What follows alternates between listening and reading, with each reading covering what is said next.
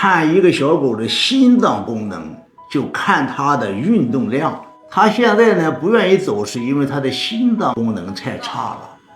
这是一个真正的心脏病的科普，咱是夜间科的严重的心脏有点问题。你这个小泰迪12岁了，就是咳嗽啊。吃了好久了，然后药也吃了，然后雾化也做了，但是没用。白天会稍微好一点，没那么咳了，但现在就是每天晚上的半夜后半夜就一直咳。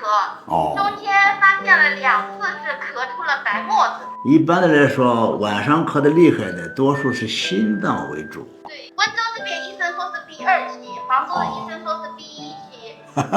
反正都说明他心脏有问题，只不过轻和重的问题。对，还有一个就是他偏说气管是增大，就是想了好多办法，就是各种吃了，雾化也做了，但是没有任何效果。然后他对雾化的反应很强烈。你想过这雾如果要是凝结一下是什么呢？它最终不还是水吗？你这个小狗本来就是有痰，肺就是阻塞性的，痰不容易咳出，我觉得就有点所以我感觉的话雾化不行，我就赶紧给它停掉了，咳嗽会稍微就没那么严重了。但是就是变成了每天的后半夜，它一直在那里咳，不间断的咳到早上，它这样子就很担心它嘛。白天的精神状态其实还是可以的。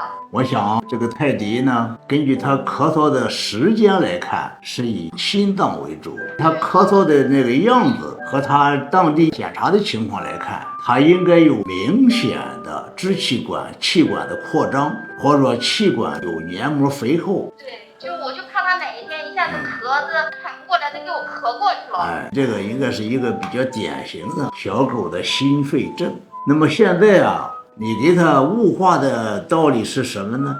似乎大概还是治疗呼吸道感染和化痰。对，但是我不敢给它做雾化了，因为它雾化的反应太大了。你现在已经做得很好了，你给它吃了处方粮，又给它吃了这个鸡心，我觉得这2条是首先可以肯定的。那么还有一条就是你给它杜绝了零食吗？你不给它吃零食，它白天饭吃的太少了，还是会给它稍微吃一点零食，就是鸭肉干、鸡肉干。看来没有看全我的节目，你这个。我有看你的，但是我不给它吃，因为我怕它饿坏了。正常的零食吃的太少了。你这个恰巧最不应该吃的就是这些肉干。有3个方面为什么会咳嗽加重。第一个，凡是烤制或者干制的食品对大肠是一种损伤，大肠里产生的废气到达肺部就会引起痉挛性的咳嗽。还有一个，这些烤干这些干制食品当中都有一个我们看不见的一种气体的东西，仍然对肺有一定影响。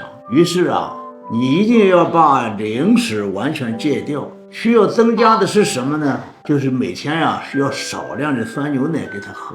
他喝习惯了以后可以多一点。如果他要是喝的不什么，你在里头可以考虑到加上一点点蜂蜜。蜂蜜本身就是一种叫做清肺化痰止咳。你看一共4条了。第一个，你一定把嘴管住，杜绝一切零食。第2条，也吃了心脏病的处方粮。第3个，也吃了鸡心。第4个，再喝一点酸牛奶，加一点蜂蜜。你看肺心病的狗子最重要的4条。现在再说匹摩本丹，在吃这个时候要配合另外一种叫螺内酯，它会让心脏缓解，减轻肺和其他的地方的肿胀，这很有好处。这已经是6条了。那么再往下的话呢，就是这个小狗不能受凉，不能够太劳累。它现在已经就是不愿意走了，就是每一天上厕所的时候它愿意走2步，大便小便拉掉以后它就不要走了，然后回家就天天睡觉。你说的非常对，看一个小狗的心脏功能就看它的运动量。他现在呢不愿意走，是因为他的心脏功能太差了，因此他要一动他就难受，他氧气不足。那么上边说完了这些6条，我想下边就开始说这个中药调理的问题了。当前他用中药的话也是很好的，应该补气养心，化痰止渴。那么这样的话呢，对他更合理。你现在吃的那个匹莫本丹和刚才我说的这个罗内酯啊，和它们都是相辅相成的好作用。当然，中药是其他西药所不能代替的了。长时间以来吧，我已经给很多小狗用过，你也可以给它试试看。那就好。这样的话呢，你需要做的就是管住嘴和养好。